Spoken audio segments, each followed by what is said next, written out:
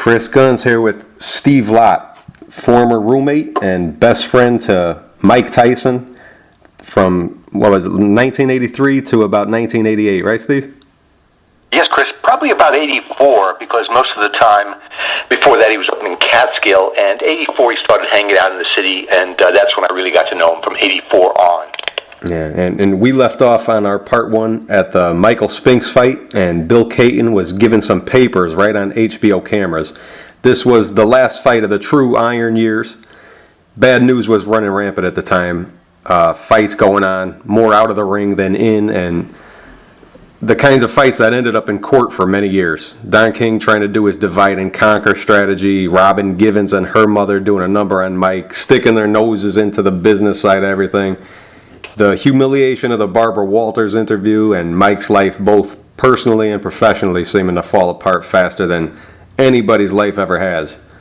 And before we get started, I just wanted to back up a little bit before the Spinks fight. Jim Jacobs was really close to Mike after Gus died, especially because they were so much alike, Jim and Gus. And Mike was always looking for a mentor and a father figure. He always came off kind of easily influential to me. And a lot of people said that Jim Jacobs and Gus were really similar in personality.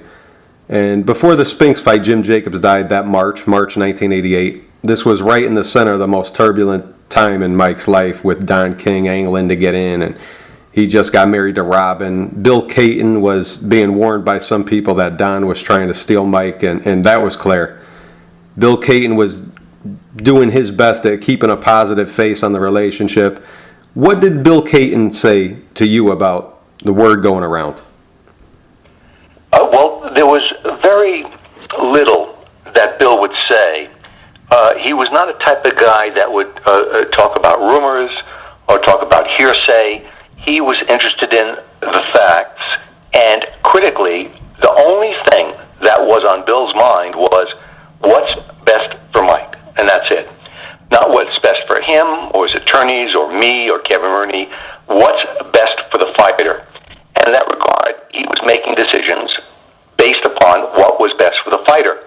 And you mentioned the whole scenario. It's interesting that every decision made from the time Mike was with Gus, Bill, and Jim, through the Spinks fight, including the months that Bill Caton alone was making those decisions, every one of those decisions for that entire 8-year period resulted in something positive in Mike's life, every single one. Yeah. When Mike left, of course, with Robin and especially Don King, every single decision made for him worked out to be something bad or wrong.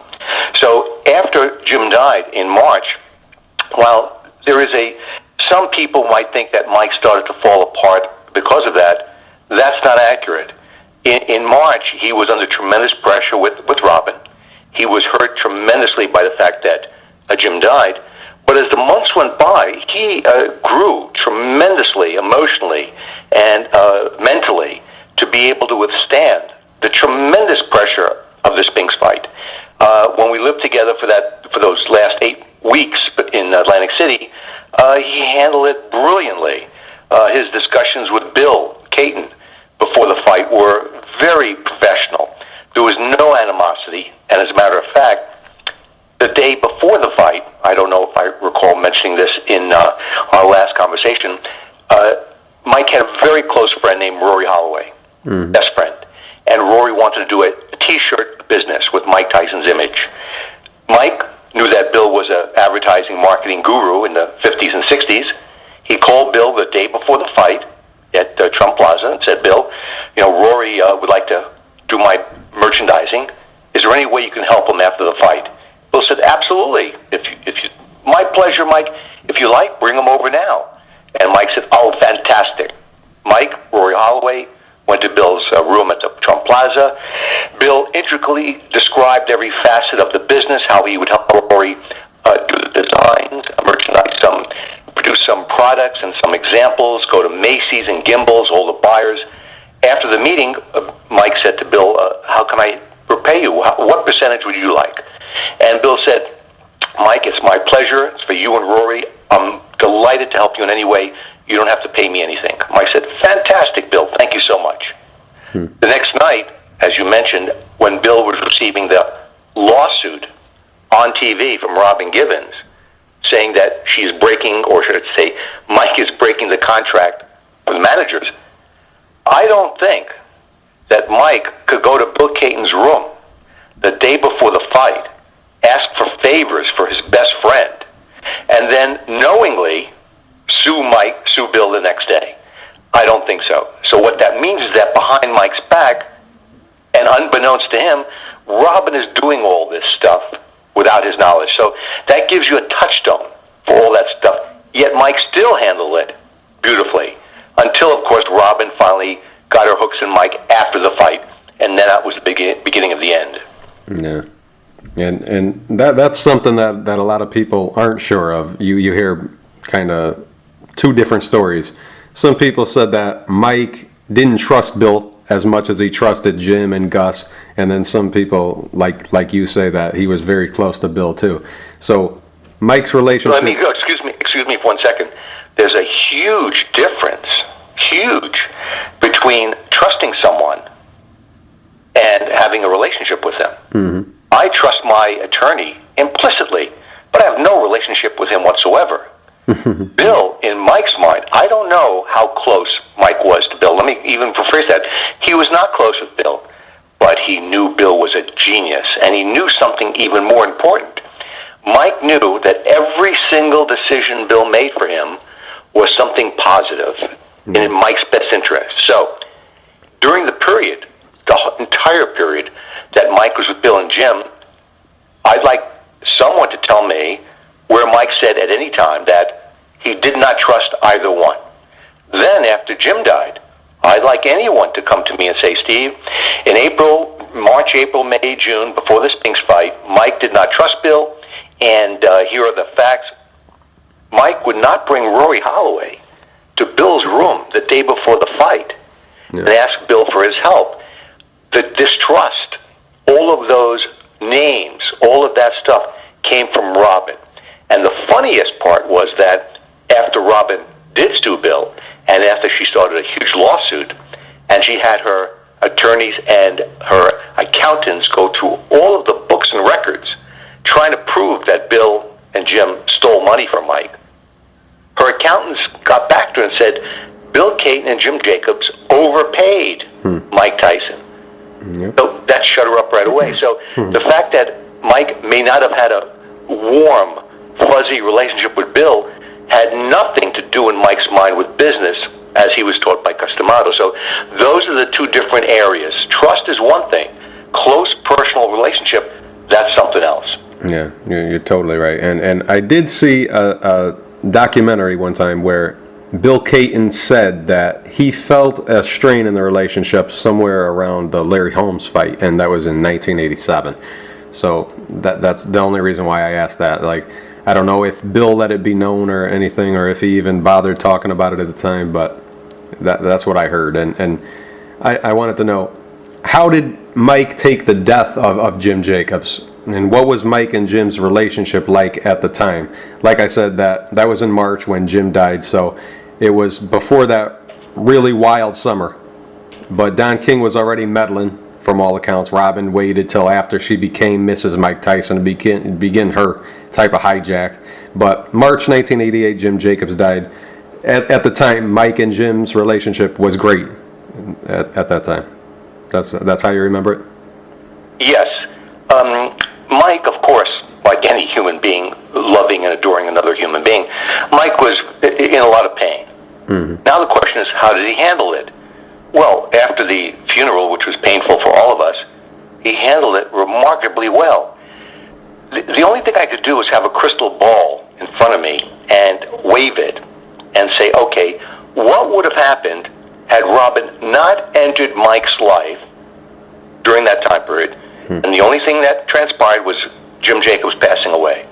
In my opinion, Mike would have been fine. He would have been fine. He was fine even with the addition of Robin Givens destroying his life in that period, or putting the pressure on him in April and May and June. He was fine then because he handled it so brilliantly in and out of the ring. If you take her out of the picture, Mike would have been sensational. Now remember, he fought 8 days after Customato died. Yeah. He was advised by Cuss. He was taught by Cuss that Cuss would not be around and you have to continue on. Mike was very smart. He knew that could have happened to Jim, and that could have happened to Bill. Mike's a professional. He's going to continue on. So when Jim died, Mike would have been fine without Robin Givens there. So the strain you mentioned in the relationship between Bill and Mike, that was due to Robin Givens. And Bill actually told me on one occasion that he was speaking to Mike on the phone, and it was a terrific conversation about business, and right after the Holmes fight, perhaps going to Tokyo. And then Mike said, I have to hang up, Bill, I can't talk to you. Robin just came into the room. Now, what the hell is that?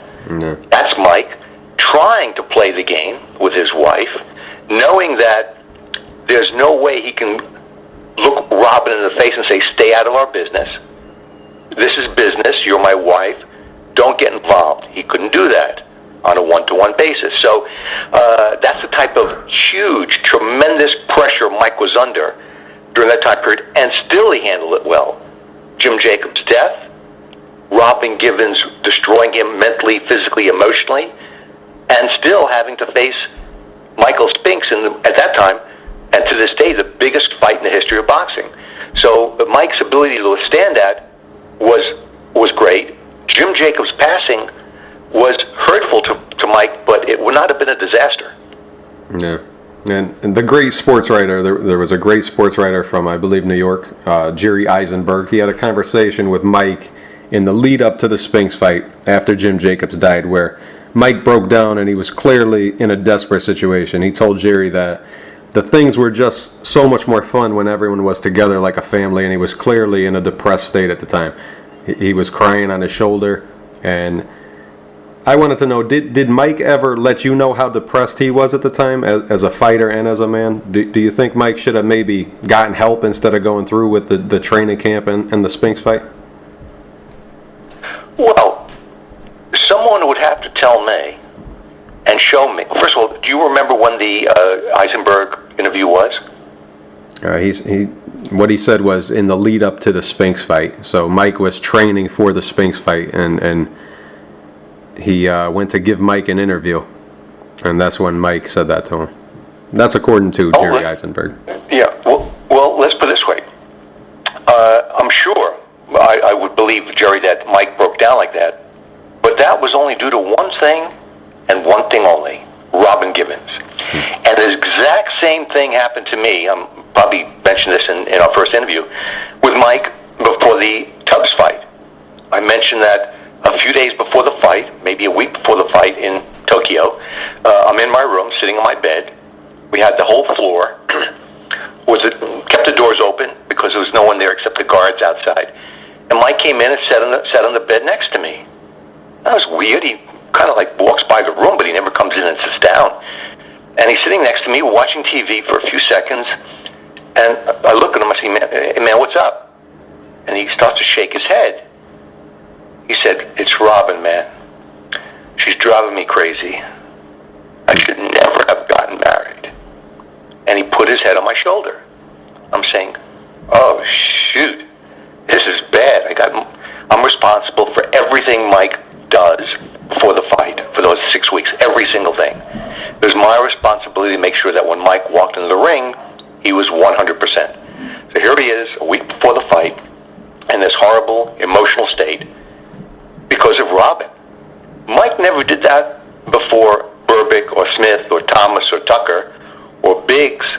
Now all of a sudden, it's this. And then, what you mentioned about Eisenberg and Mike, because of one reason and one reason only: Robin Givens. That's it. He would have had no problem whatsoever dealing with the world, because he did for Burbick and Smith and Thomas and Tucker and Biggs. No problem. Hero, worldwide celebrity, commercials on TV, spokesperson for the New York City Police Department, the FBI, the DEA. They don't usually hire guys who break down too often, you know.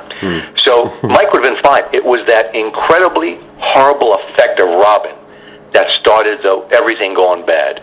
And the result was an entree for Don King to walk in. Yeah. And you were always there. You were always there in the ring. So you had to have a pretty close relationship with Kevin Rooney too. And a lot of people document that in the Spinks fight and the build-up, Mike and Kevin's relationship was falling apart as well. I'm not sure how close you were to Kevin. I'm guessing pretty close. But did Kevin keep you aware of what was going on in training camp and how Mike was acting towards him? Well, the question becomes, why did it only happen, or why did it begin to happen? Or why would someone say that there was a breakdown in the relationship just at the time of the Spinks fight? Interesting. What was happening in Mike's life that would have made that happen? It didn't happen in the Berwick fight, or Smith, or Thomas, or Tucker, or Biggs, when Mike was under even more pressure as being the youngest heavyweight champion. What's happened around the Spinks fight that was so different, that would have had some effect on the relationship? He was a new Bingo, Robin Gibbons. It doesn't take a genius. Why wasn't it there before? Now, I don't know about you, but I'd like to have someone come up to me and say, Steve, here's a photograph of Mike and Kevin Rooney arguing before the Spinks fight. Steve, here's an audio recording of Mike and Kevin Rooney arguing before the Spinks fight. The moment the fight is over, they're hugging each other in the ring. Yep. I don't see any problem there. Everything was a result of Robin Gibbons. And that was the big mistake or concept I had when I was speaking to Bill months and months and months later, after actually, Don was handling Mike. I said to Bill, it's too bad, Don is destroying Mike. And Bill said, Steve, it was Robin Gibbons that started it. I said, what do you mean? Steve, without Robin Gibbons involved in the picture, Mike would not have been in an emotional hole that he was in that permitted Don King to take over. I said, I see, you're right. It was Robin Gibbons. The reason the boxing world lost perhaps the greatest fighter of all time in that period of time was because of Robin Gibbons. Don was the bonus on top that destroyed him, but it was Robin Gibbons. Yeah, and that Spinks fight, that's where we're picking up there. It's the summer '88, and Mike Tyson just knocked out Michael Spinks. You kind of were cut off from Mike on a personal level. You were still there professionally, you were still there in his corner, but Mike wasn't as personable with you as he used to be. He just knocked out Spinks, and the image is stuck in everyone's head, him embracing Kevin Rooney after the knockout. It seemed like Mike already knew what was going to happen, and it was inevitable to him. They hugged, and that's the image everybody remembers. Take us to the aftermath of that fight when the HBO cameras went away. Bill Caton was just delivered those papers. What do you remember from that night when Team Tyson went into the dressing room after the fight was over? Were you there in the dressing room? Yes. The first thing that happened was there was a huge press conference on the stage. Robin was standing next to Mike, and Mike was holding her hand and kissing her hand, and Shelley Finkel was there, another guy who sold Mike out after the King era. Kevin was there, I was there, and I knew, of course, that it was very for Mike after the fight, because prior to the Spinks fight, as I mentioned in the earlier interview, Robin had me fired to try to get me out of there, and Bill wisely convinced Ruth Roper, the mother, to put me back in for Mike's best interest. So I knew a lot of stuff was going to go down. I did not know at that point that Robin had given Bill Caton papers at ringside to break the contract. But I knew a lot of stuff was going to go down. The moment the press conference was over, I left the arena and went back to the apartment and went back to New York, knowing that there was a lot of stuff that was going to happen. And of course, got back to New York, and Bill Caton advised me that Robin and Mike have given him papers to break the contract. And then it was a huge mess from then on. I didn't speak to Mike for weeks and weeks after that, until Robin, Mike, and Bill agreed upon getting back together and signing a new manager's agreement. And then we had some communication. That was by mid-July. Okay, and if things were bad before the Spinks fight, they really got bad after. It was a long way down. Talk a little bit about when Mike got into that fight with Mitch Green and he broke his hand on Mitch's head when he punched him in the eye. And if anyone doesn't know what I'm talking about, maybe they were under a rock at the time, or maybe they're too young, or maybe weren't born at all. Google an image of Mitch Green's eye after this. It was horrific. What did you think of that when that happened? Well, Mike, of course, got into a melee with Mitch Green at 4 o'clock in the morning in, I believe it was in late July, at a store called Dapper Dan's up in Harlem in New York. And the next thing I knew, Mike is calling the office the next day. This is when we're back on terms, and Mike and Bill are fighter and manager. And Mike said, something's wrong with my hand. So we brought him to our hand doctor, and it was a broken hand. And they got fixed up with fracture was cleaned up and fixed, and big cast on his arm.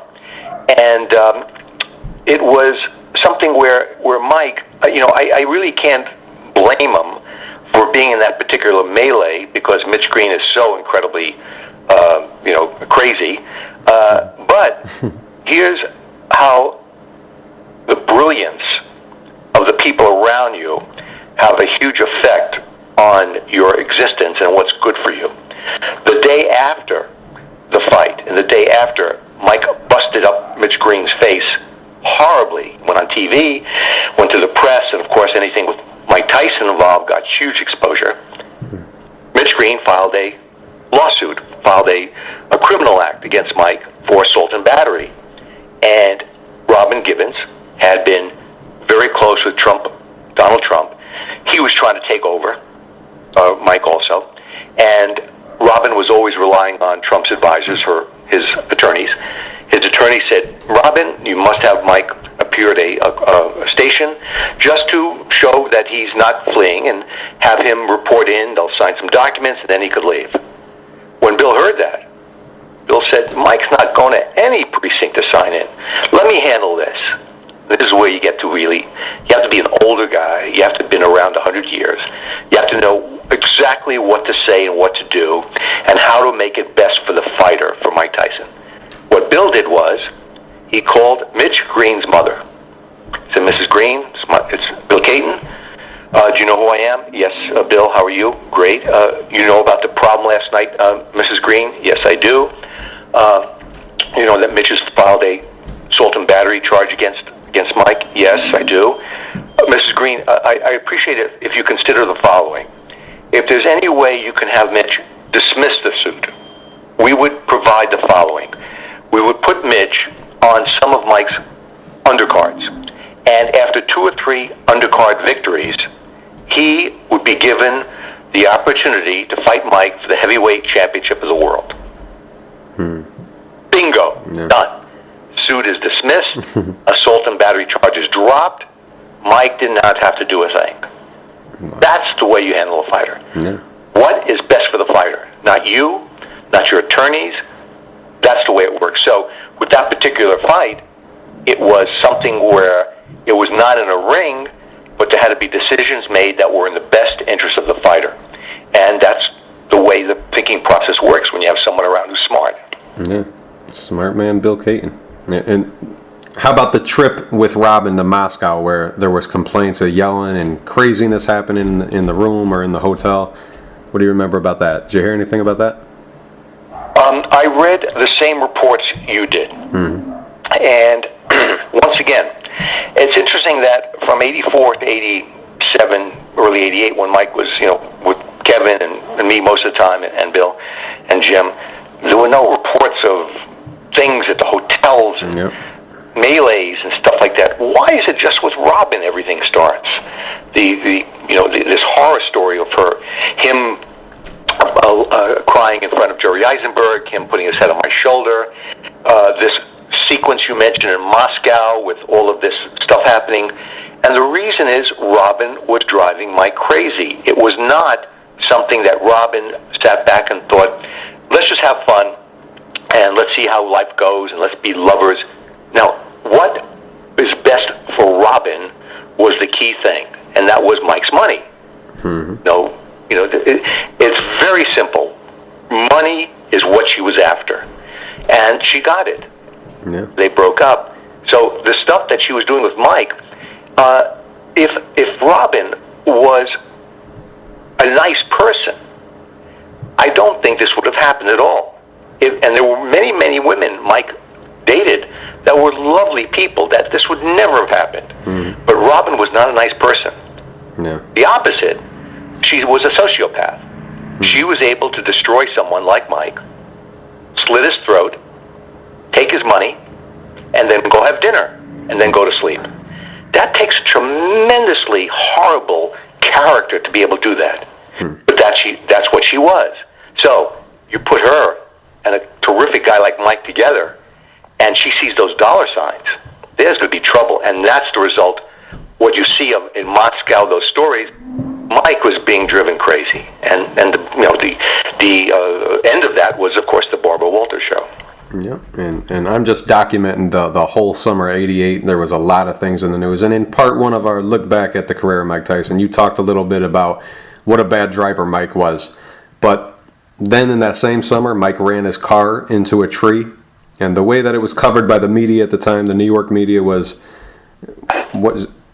covered it as a suicide attempt by Mike. How much did this worry you at the time as a friend and father figure, brother figure, kind of just looking in, kind of at that point? You had to feel like you were in a powerless situation. You really couldn't get too much from Mike. What were you thinking with the suicide attempt, or said suicide attempt? I knew, number one, that it was not a suicide attempt.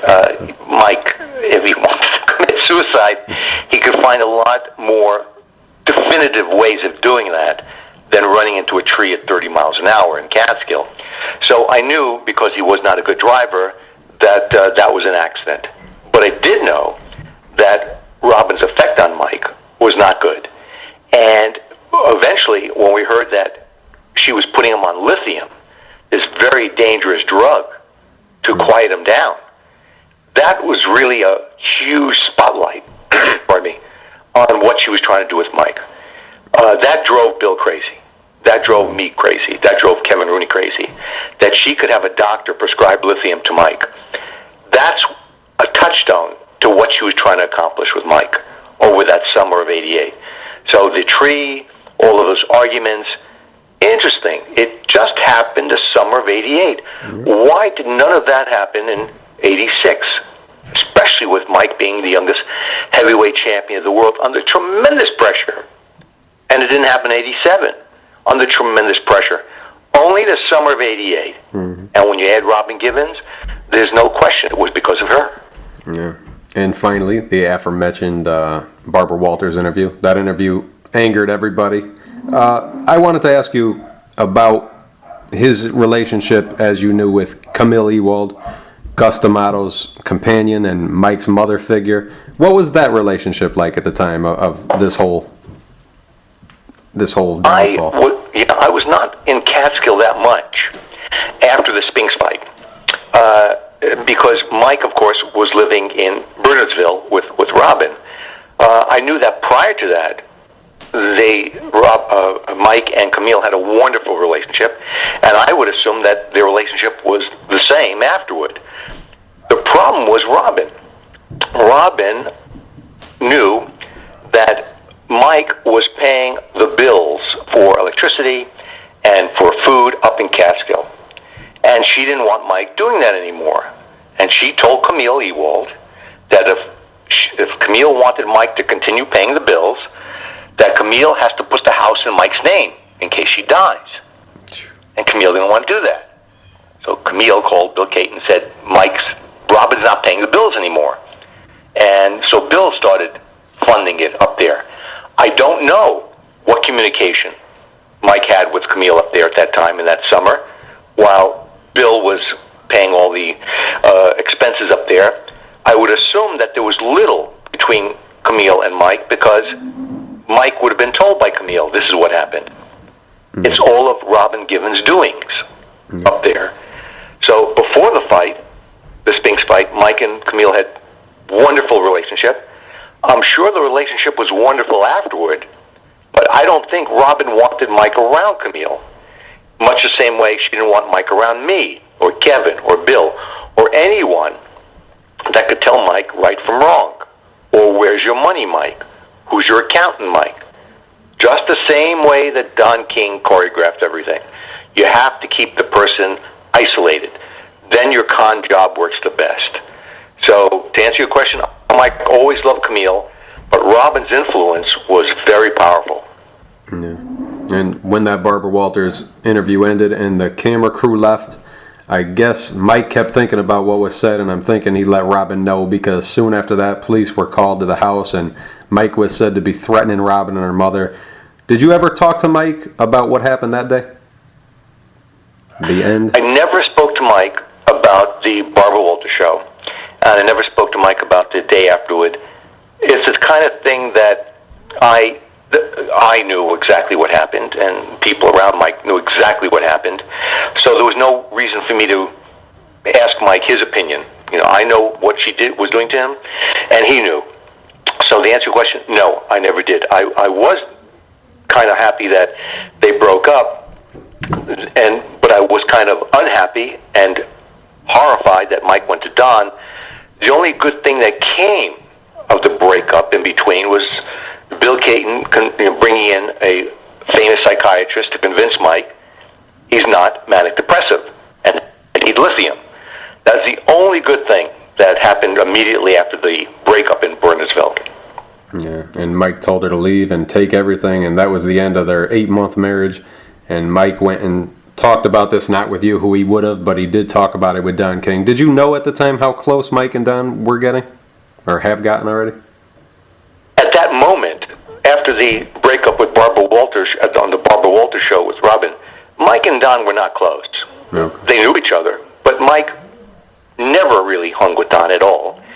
During the summer of 1988, when Mike was married to Robin, Robin did not permit Mike to even speak to Don, because, I think I mentioned this from the first show also, behind Robin's back, Don King gave Mike a promotional agreement to sign in early '88. When Mike gave the contract to Robin to say, "Hey, check this out. You do what you want to do." Robin's attorneys told her that if Mike signed this agreement with Don would be able to steal all the money before Robin could steal it.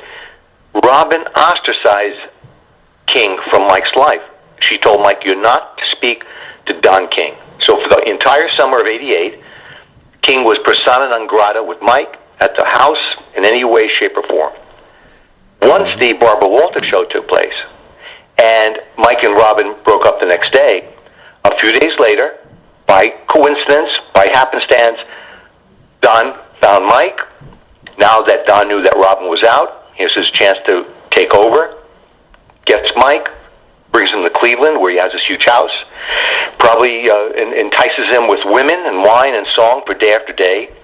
That's when they began their relationship. And I don't know if it was too much of a relationship on either one's part. I think Mike was in tremendous pain, and Don saw his opportunity to get the most valuable sports athlete of all time in his grips. And that's when it started to go really bad for Mike. Yeah, it seemed like Don put a spell on him right after that. And about that time, Mike Tyson fired Kevin Rooney. It became official. Did you ever hear how Kevin found out that he was no longer the trainer of Mike Tyson? Well, Mike never fired Kevin Rooney. What happened was Don brilliantly knew that he had to get rid of everyone around Mike so that he could steal the money without anyone questioning him. He knew that Kevin was getting 10% of the fighter's purse, fight after fight after fight, and that once Don took over, the monies being paid to Mike would be so small, and that 10% check to Kevin Rooney would be so small, that Kevin would look at Mike and say, "What's this?" And Mike would say, "Well, I got $8 million, and that's your 10%, $800,000." And Kevin would say, "Yeah, but this fight was pay-per-view. It should have got about $30 million to you." That's the last thing Don wanted, was someone around Mike advising him what money should be coming in. So Don had already gotten rid of Bill, or already gotten rid of me. He had to get rid of Kevin. So he had a relationship with a New York sports writer, Mike Marley. And he told Marley to write an article where Mike is firing Kevin Rooney. Now, that really never happened. But once it was in the paper that Mike Tyson fires Kevin Rooney, Don knew that once that was in the paper, and it was common knowledge, Mike would not back up. In the same way that Robin kind of forced him into doing things that Mike didn't want to do, once it was in the public eye, and once it was in the press, Don could go to Mike and say, Mike, that was smart of you. What do you need Kevin for? He's taking 10%. You can get somebody for $50,000 a fight. All of Don's henchmen. Mike, that was smart. You don't need that guy. He's ripping you off 10%. You're the fighter. You're the man. Once that was done, it was history. So Mike never fired Kevin Rooney at all. Okay. But it was the brilliant con job that Don had to accomplish so that he could steal Mike's money. Yeah. So Kevin was let go, and Aaron Snow, it was the first time that Aaron Snow took over as trainer, and it was the first time ever that Mike was visibly stunned by a punch in the ring. That fight was in February 1989, his first fight after the Spinks fight, and it was against hard-punching British challenger Frank Bruno, who was an enormous man, physically imposing looking, looked like a chiseled statue, and he fought like one too. He landed a right hand that buckled Mike's knees, and we never saw that before. You must have been watching that fight. What were you thinking, and did you see a difference in Mike immediately? Well, I can't blame a trainer for having a fighter get hit. Mike got hit with Kevin Rooney too. In the last round of the Bone Crusher Smith fight, Mike got hit with a tremendous right hand. The entire picture of Mike is two parts: the physical and the mental emotional. With Kevin, the physical was always very good, but more important, Mike was very strong mentally and emotionally. That gave him tremendous strength emotionally and kept him relaxed, kept him happy. Once Mike was taken over by Don, physically he was fine, no problem. But mentally and emotionally, he was in a hellhole. And for Mike's the type of fighter, athlete, who has to be very happy, and very relaxed to be able to perform properly. There are some boxers, I don't know, maybe, I'm just going to use an expression, maybe Roberto Duran. He doesn't care what you say about him, and he doesn't care what you do with him, and he doesn't care what he's going to go out there and put on his absolute best performance, and he's going to be spectacular. That's not or Sonny Liston. He doesn't care how many arrests he had and what the newspapers are saying about him. He's going to go out there and fight perfectly well. That's not Mike. Mike is very controlled by his emotions, and because he knew that the press and the public are starting to come down on him with this relationship with Don King, and Mike felt bad about all of the things in his life that were going wrong, that's what bothered Mike out of the ring. Mike is a very sincere guy. He has a tremendous amount of respect for other people, and once Don had inflicted a division on that, once Don was able to destroy that in some way and set it back, that bothered Mike. And the result was Mike's performances in the ring suffered, not because of the physical part, but the emotional and mental. And to make it worse, in between rounds, Mike would sit down in the chair, look up, and see a face that's not familiar. That's not good in any sport, especially in boxing. He looked up, he expected to see Kevin Rooney, but Kevin wasn't there. That's another negative influence on the boxing. So all those things added up. The physical was bad, was a little bit bad, but the rest, the mental and emotional, was much worse. Yeah. And what kind of things were you hearing that Mike was getting into in between fights? Mike would always say things that people would have to tell him not to. He would say things that people would tell him later he shouldn't do, but those people weren't in Mike's life anymore. Nobody told him what wasn't acceptable to the public, and so Mike's public image began to lose its luster as well. I remember Mike starting to say things like, "I'm the baddest man on the planet and nobody in the world can beat me." Things he didn't really say before that. Did you hear anything on the street of what he was doing and him not staying in the gym maybe as much? What did you hear? What were you hearing? What kind of things Mike was getting into? Once Mike had the fight with Frank Bruno, I had really no conversations with Mike. I didn't hang with him, even though he still had the apartment in our building. And once in a while, once every 5 months, he'd knock on the door and say, "Hey, Steve, can you help me with my stereo?" No problem, Mike. Or I'd bump into him in the lobby. I would once, I think, I sat Mike down and say, "Mike, please," I do remember, "please, here's an article in the paper today about the monies from the last fight. Please get your own accountant. Please get your own attorney." He looked at me and said, "Let me think about it." And that was it. I had really no relationship with him during that period after the Don King era. And then in '92, he went to Indiana. Yeah. Jose Torres wrote a book called Fire and Fear. That book came out in 1989.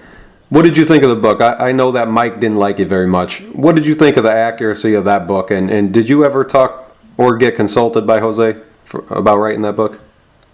I never did. And I don't remember if Bill had any conversations with Jose about that either. It was the period, of course, where Mike was married to Robin. And I don't know whether Bill would have had an influence on Mike to be able to say to Mike, this is, we'd like to see how the book is going to go and what's going to happen. I don't know what conversations, if any, took place between Bill and Mike and Jose. All I know is that Mike was very open with Jose, of course, in the book. If I was around Mike and had more control or say in the matter, I would perhaps not have permitted Mike or permitted Jose to write certain things in the book. It was very critical. I always think, what would Cuss have done in that moment? What would Cuss say? What would Cuss do? What would Cuss advise Mike to do? And then it becomes easy for me because I take myself and my own mentality and my own thinking process out of the picture and put in Cuss D'Amato. I would have not permitted Jose to use certain things in the book because as much as possible I wanted Mike's image to be pristine. But Jose did write the book, and Mike said those things. Some of them, were very controversial, and then the book came out.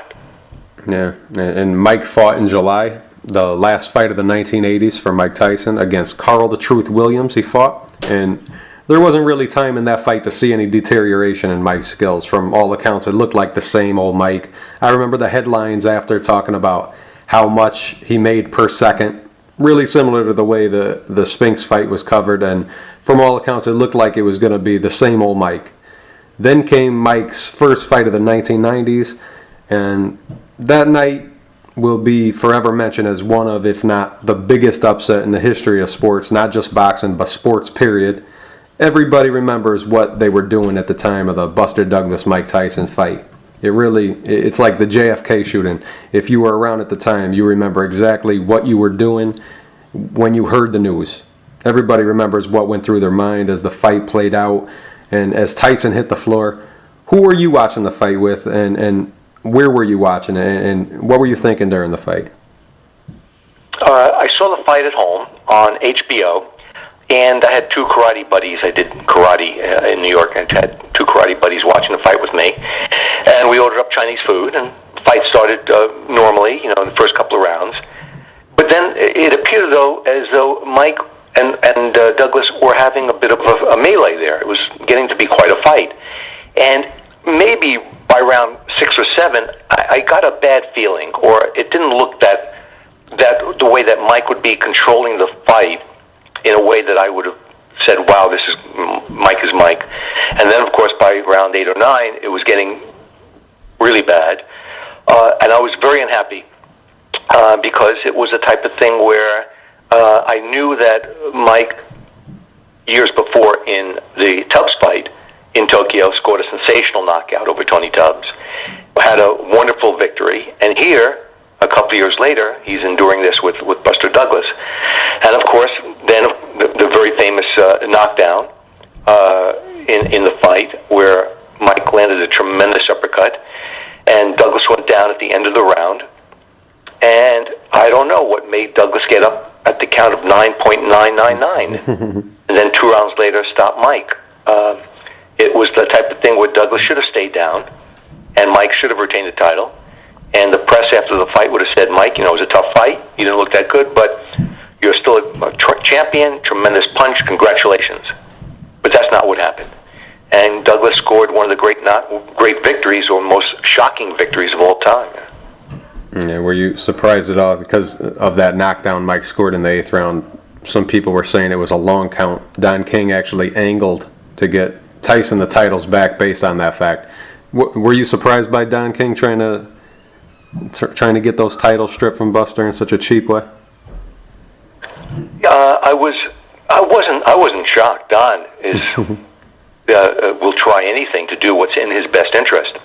Whether it was a long count or not, that really is not the factor, because Douglas is on the ground, and he's whatever made him get up at 9.9. He's pounding the canvas, deciding whether to get up.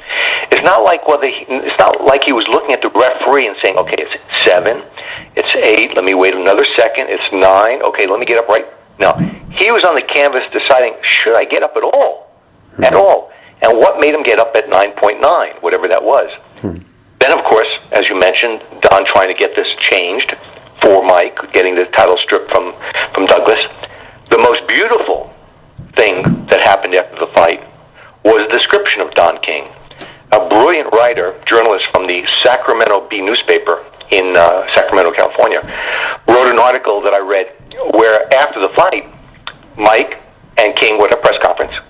And the journalist wrote about the press conference and said how Mike and Don were trying to change the outcome of the fight. And the journalist, Pete Dexter, wrote, and there next to Mike Tyson sits one Don King. For 15 cents, he'll put the boys in the ring and the girls on the street. He best can be described as a disease. That's Don King, So a perfect description, but that's the way Don is. Was it a long count? I don't think so. But it was a knockout, and it wasn't that. It was shocking to me, but more importantly, I felt so bad for Mike. Yeah. What did you think of the work in the corner? No inswell. They were using, I think, a rubber glove filled with water. A corner that seemed to have no plan. What were you thinking about that? Did you notice that at all, or? I noticed the corner. It's the type of thing where you like to be able to have people around you. I even heard this from Bill and Jim and Cuss. You want to have people around you who are smarter than you are, because that makes you look good.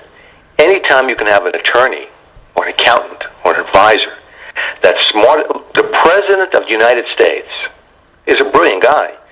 Well, he's got PhD advisors around him all over the place to give him information so that when he gets up to do a press conference, he sounds great. That's the same thing a fighter should have. A fighter should have people around him to make him look great.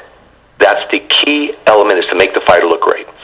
Now, when Mike was with Kevin Rooney, every facet of what happened around Mike had to be carefully and calculatingly analyzed so that it would make Mike look good.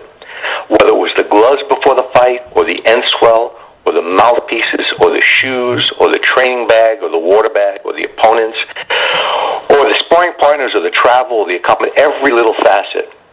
Now, something as critical as the corner and having that water balloon instead of end swell, it's shocking. It's shocking. But it's not a tremendous shock to me because of who the people were. They were not professional. So I felt sad for Mike to be in that position, to have people around him who were not as smart as they should have been, or having people around him that should have been brilliant and have everything well in hand before the fight. So it was sad to see that happen to Mike. Yeah, and it was sad. It's a memory that's going to forever be ingrained in my mind of Mike hitting the floor and trying to find his mouthpiece as the ref counted, and Mike struggling to his feet with it hanging out of his mouth. The ref put his arms around Mike. One of the most surprising things that I ever saw in my life. And to be honest, it was very sad. It was a sad day for me personally. As a big-time Mike Tyson fan and as a kid, I looked at him like Superman, and it devastated me to see that. And I was stunned. Absolutely stunned. And Interestingly enough, when you mentioned about him grabbing for his mouthpiece, there were some fights on TV last night, and in one of the fights, a tough main event fight, one of the fighters was getting hit a little bit later in the fight, and he was taking a bit of a beating, and he got hit with a shot, a little body shot, and went down, and the referee was counting, and you could see the guy could get up. He knew he was getting beat, and he could have gotten up, but he stayed on the canvas. 8, with one knee, he was on one knee. 8, 9, 10. It was like the referee almost was looking at him and saying, "You sure you want to stay down?" And the guy said, "That's it for me." And the guy wasn't getting really beat up, but he was getting a little hit. Now here's Mike getting beaten with his eye and getting dropped with a tremendous combination. And then still trying to struggle to get up. it was awesome. Find his mouthpiece to get back in the fight. Yep. That's the type of guy Mike was. You'd have to kill him. Yep. He kind of knew, of course, that, Cuss was watching, number one. But that Joe Louis was watching, and Jack Dempsey was watching, and Rocky Marciano was watching.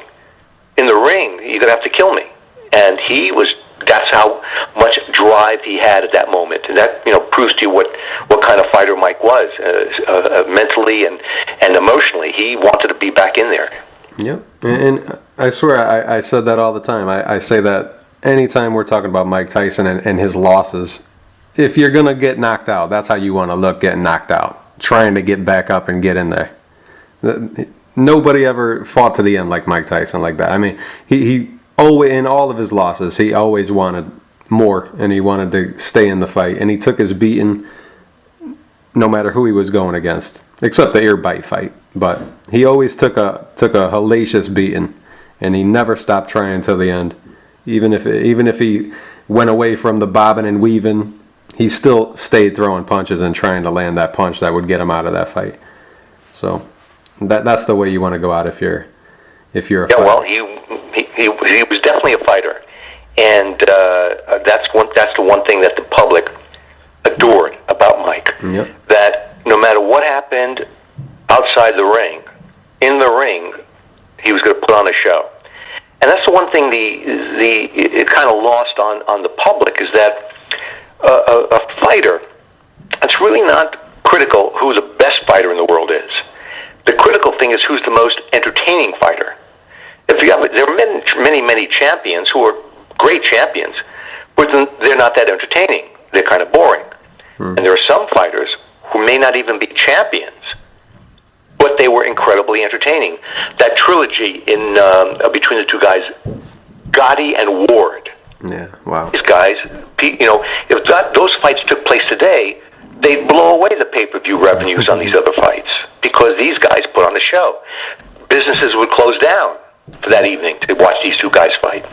If Mike was around today, the way he fought, the entertaining fashion, it's like, and the way to a barometer of how entertaining a fighter is, the way to determine that is who comes to see the fight.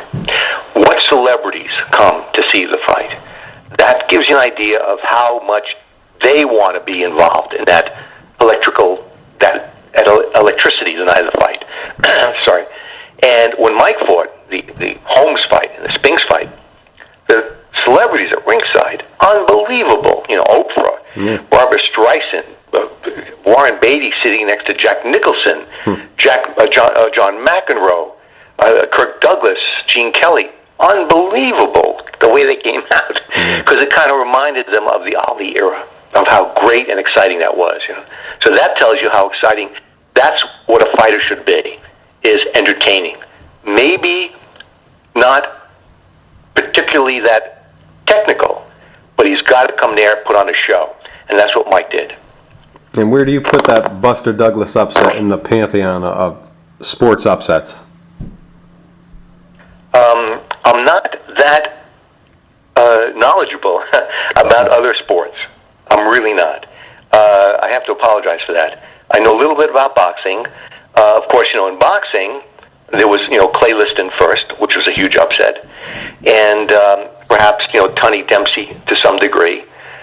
But with Tyson Douglas, that's, there's books being written about that, and have been books, the biggest upset in the history of boxing, and I would go along with that, at least in boxing. Yeah. Mike seemed to exude the same confidence, as he would arrogantly tell people he'll be champion within 6 months and things like that. Some people were hoping that Mike would get serious after that, but things only got worse. It was at about this time that Mike was caught doing things right in the public eye that made people think that Mike had a problem when it came to women especially, and a lot of people thought that he might be out of control when it came to the way he was interacting with women. He was caught putting his hands up women's dresses and skirts when he was just signing autographs for people. There was female sports writers at the time who were harassed by Mike. So very clearly he was out of control and didn't have anybody to let him know how to act normal, and nobody to tell him that he's not doing the right thing in any way. Did you sense that he was out of control? Did you hear anything about him being in that kind of way of acting? During that period, I had very little contact with Mike, and I never, I was not there. So I did not know what was happening or why it was happening. All I knew was that the public was not as enamored with Mike as they had been. And the one thing that was important for me was to see that in every facet, the public and their image of what Mike was had to be a very high level, the way it was in 86, 87, and early 88. And anything less than that was, it hurt me, because I knew how special Mike was and how huge he was in the public eye. So anything less than that was difficult for me. I can't imagine how Cuss or Jim would have felt, but to answer your question, I was not there. I was just unhappy about all of the public view of Mike. It was not as that view of 86 and 87, that almost hero-like status that he had back then. And that's what was painful for me. Yeah, maybe you're the type of guy that doesn't really pay much attention to what other people say. I just thought maybe word got back to you, or maybe you went out and seeked out people who knew what Mike was up to see and keep up with him. But maybe you just go in on what you see and what you see with your own eyes. But despite once Mike was being controlled by Don King. Yeah. All I knew is that Don would never, ever do anything in Mike's best interest. Mm-hmm. The exact opposite. Don couldn't care what Mike did as long as Don collected the cash. That's not good. And that's what hurt a lot, knowing that Don had no care for Mike as a human being. That really hurt. So I didn't need to hear anyone say anything. I didn't need to see any pictures. I didn't need any information from outside sources. Don King was responsible for everything that happened after 88. And there was nothing that happened that was good.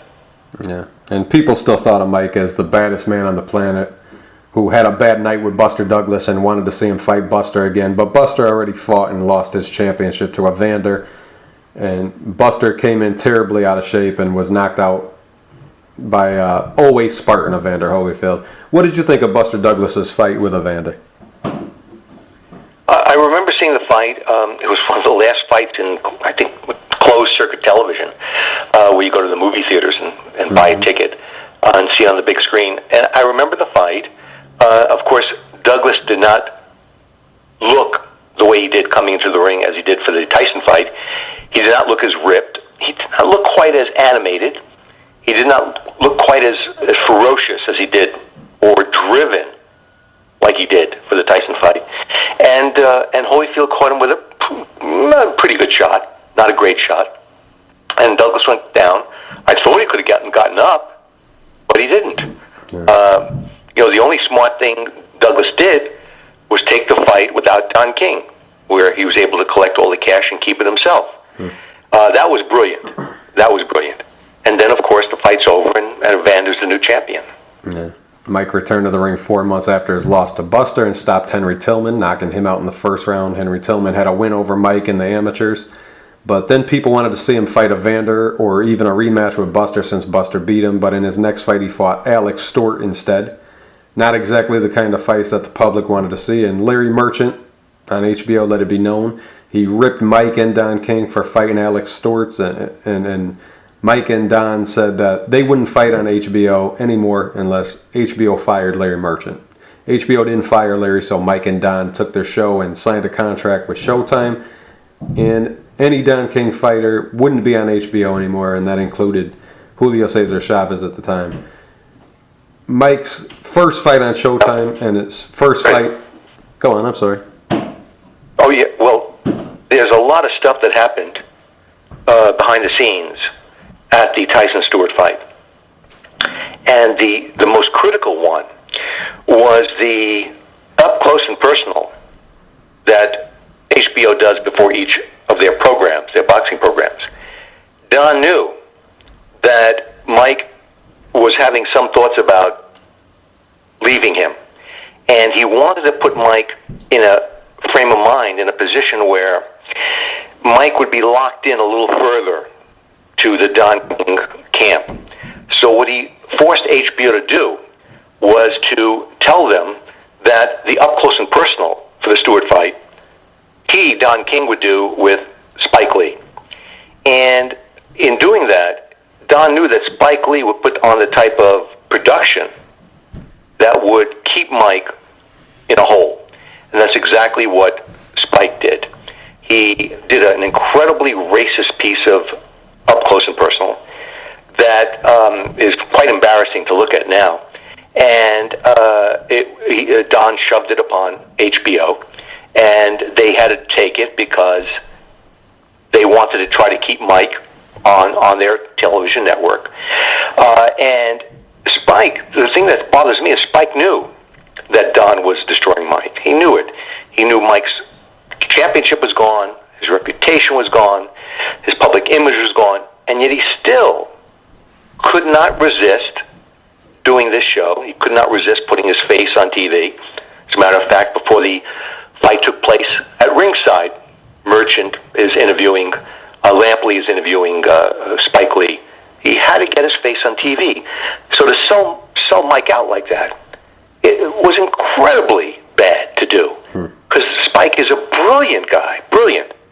But to do that just to satisfy him getting on TV, that hurt tremendously. That's one of the background facets of the Stewart fight. Yeah. And I never knew that. I remember I came home and I just turned the TV on and I saw Alex Stewart enter in the ring. So I missed that whole thing, and there was no YouTube back then. You couldn't see those things, but I am going to look for that. I never even saw that. So yeah, it's on YouTube. Yeah, I'm going to take a look at that. And Mike's first fight on Showtime and first fight in 1991 was against Donovan Razor Ruddock, somewhat of a dangerous guy. He got a chance to see Mike. We got a chance to see Mike go some rounds, and Mike stopped him in 7. And it was a controversial stoppage by referee Richard Steele.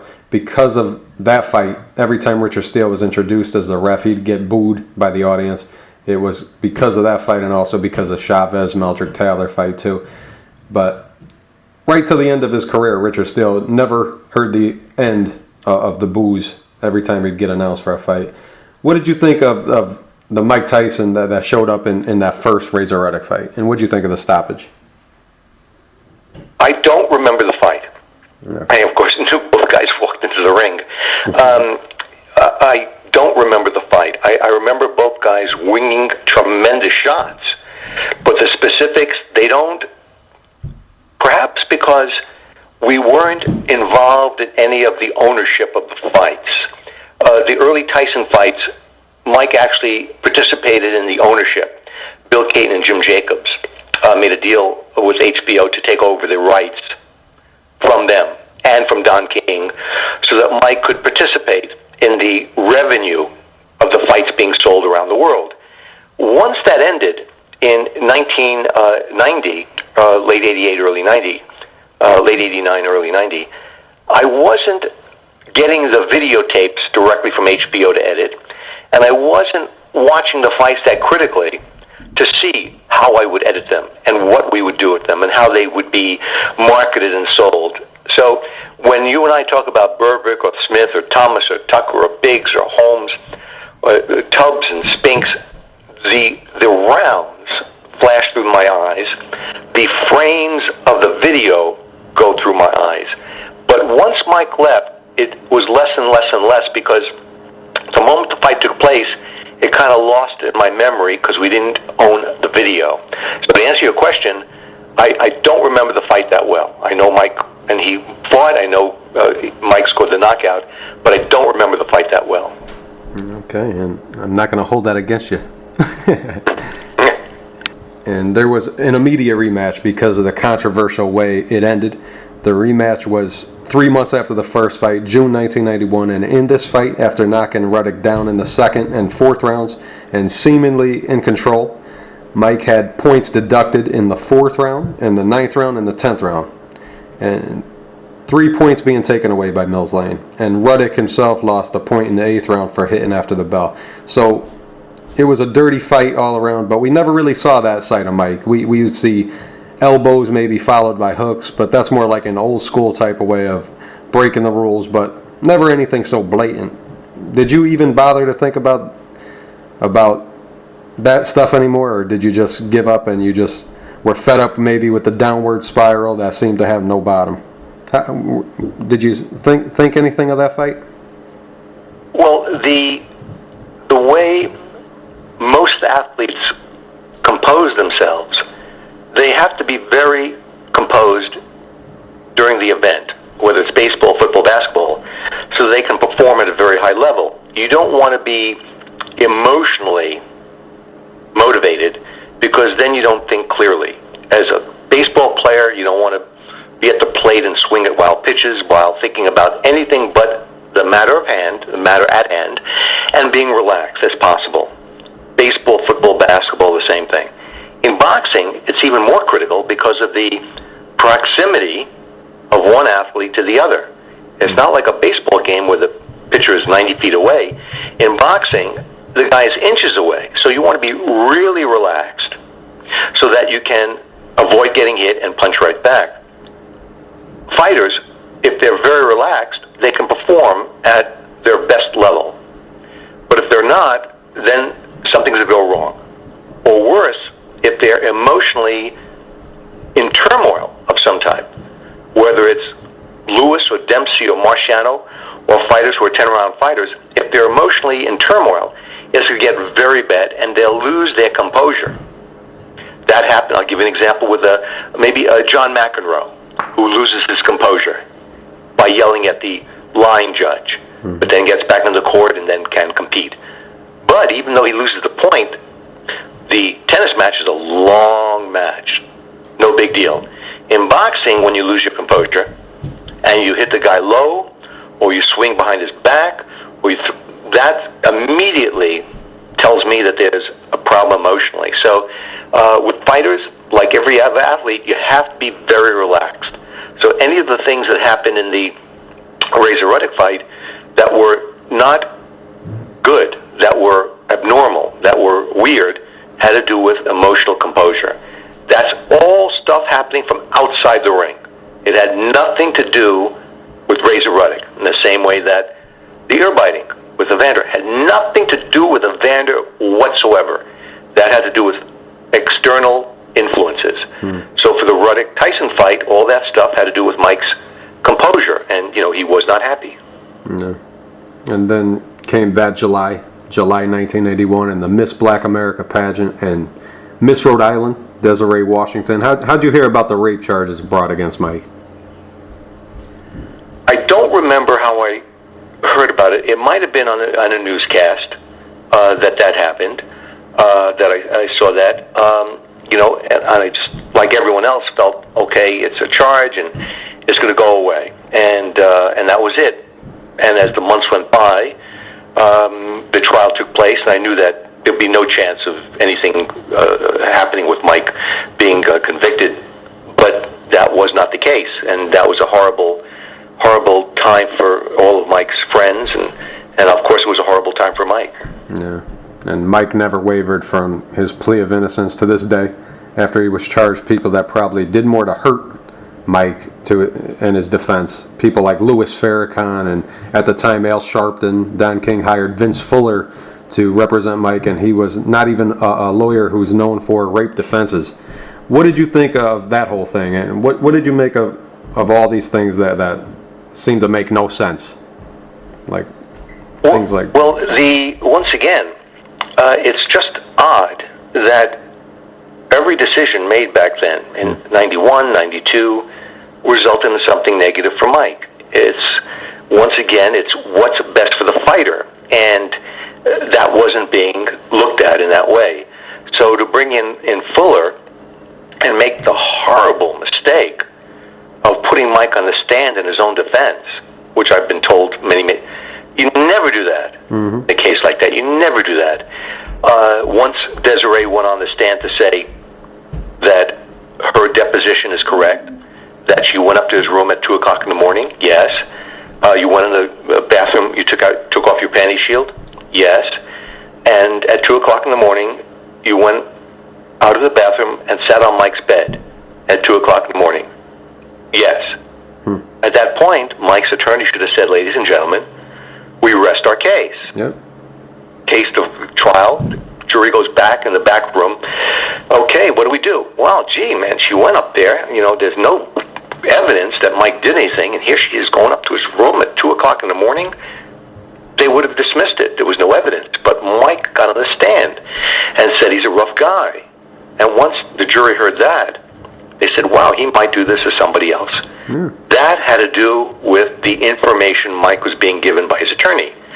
And that was stupid. And that's the stuff that was happening back then. And that, cost Mike 3 years of his life. Yeah. They really didn't defend Mike. Vince Fuller's defense for Mike was more to say that it was a cultural thing, and that there was a difference with how black people act and how white people act. And it was an all-white jury. And she knew the deal with him being a black athlete and a fighter. What kind of defense is that? I mean, nonsense, totally. I have no idea what... I'm not an expert in the law. Yeah, but that all I know is that there was no reason to have him speak in any way. Other than the attorney saying, I'm just being very simplistic about it, ladies and gentlemen of the jury, we'd like the other side, Ms. Washington's side, to provide some evidence that this occurred, other than her saying it. There was no evidence, until Mike went on the stand and portrayed himself as a tough guy. And that was bad. And then you throw in Don King's incredibly stupid thing of bringing out Louis Farrakhan to Indiana, thinking this is once again the idea that Don always comes on strong to put you in a hole. In the mafia world, it's called strong-arming somebody to get them to do what you want them to do. That's not what you do out there.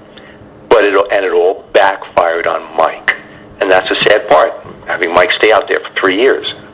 Yeah. And there's some people that think that whole thing was set up by Don King to make Mike go to jail. Maybe because Mike wasn't happy, maybe Don heard that Mike wanted to leave him. I'm not sure how true that is, but do you think anything about that? No, it sounds very, theatrical, that in a motion picture that might happen, but Don was much too smart for that. Even if he made less money with Mike, there would have been so many legal battles Mike would have had to fight against Don. Don had control, so that's not something that I would think Don would do, put Mike in jail just to keep him from going to somebody else.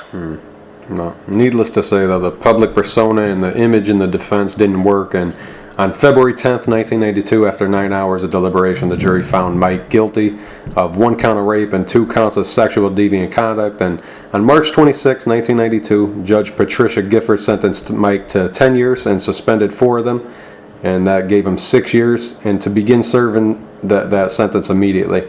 I remember seeing Mike get booked, and he was holding the handcuffs up and smiling. He tried his best to put on a who cares front for the camera, but how do you think Mike was feeling inside? You know Mike better than anybody. On the inside, and when there was no more cameras and Mike was just in his cell and sitting by himself, how do you think he was feeling? Well, Mike, I believe, or I should say Mike, I'm sure, has 99.999% of the human population has a conscience. So, to answer your question, if he's sitting by himself, he's probably thinking, Cuss, I'm sorry. This is a mess.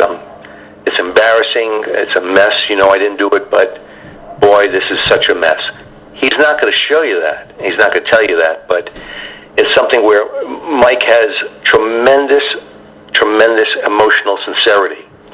And he's not a robot, as was portrayed by the press. So but he would not show his emotions in public. That's something a fighter doesn't do in the ring. You don't want your opponent to see what you're thinking. So he wasn't going to show the press at that time anything what was going on in his emotions or his brain. But knowing Mike and how sincere he is, he's not a robot. He's going to sit down in his own and be in his own thoughts, or dwell in his own thoughts and say, this is bad, and it's Cuss, I'm sorry, and I'll deal with it as best I can. And that's when Mike began serving his sentence in Indiana Youth Center, and that's where we'll pick it up in our part 3, the incredible Steve Lott. I really appreciate your time and how you remember it, and if anybody missed part 1, go on YouTube to the Chris Gunzz boxing page and take a listen. And if in Vegas, make a visit to the all-new Las Vegas Hall of Fame. Before we go, Steve, just talk a little bit about the Las Vegas Hall of Fame that you put together and where people go to see this long overdue Hall of Fame in the boxing mecca. Talk a little bit about it. Well, we're very fortunate. There's a wonderful sports exhibit called SCORE, S-C-O-R-E. It's at the Luxor Hotel on the Strip, and the exhibit contains the Baseball Hall of Fame, Football Hall of Fame, basketball, hockey, soccer, NASCAR, all in one area, including the Boxing Hall of Fame. So you pay one admission, you go in and look through the entire space. It's really fantastic the way they did it. We have a wonderful area there where there are exhibits on Mike Tyson, Muhammad Ali, heavyweight kings of the ring, a Latino section with wonderful video on Duran and Chavez and Gomez and Ortiz and the early fighters like Macias and Olivares. So when you walk in, not only do you see a great boxing exhibit, you see exhibits on all these other great athletes, and it gave us the chance to show that the Marcianos, the Dempseys, and the Durans are right up there with Babe Ruth and Lou Gehrig and Wilt Chamberlain and Bob Cousy and the other athletes. And it puts boxing in a wonderful, wonderful spotlight. Steve Lott, love talking to you. The great Steve Lott. Thank you, sir. Thank you, Chris. See you later.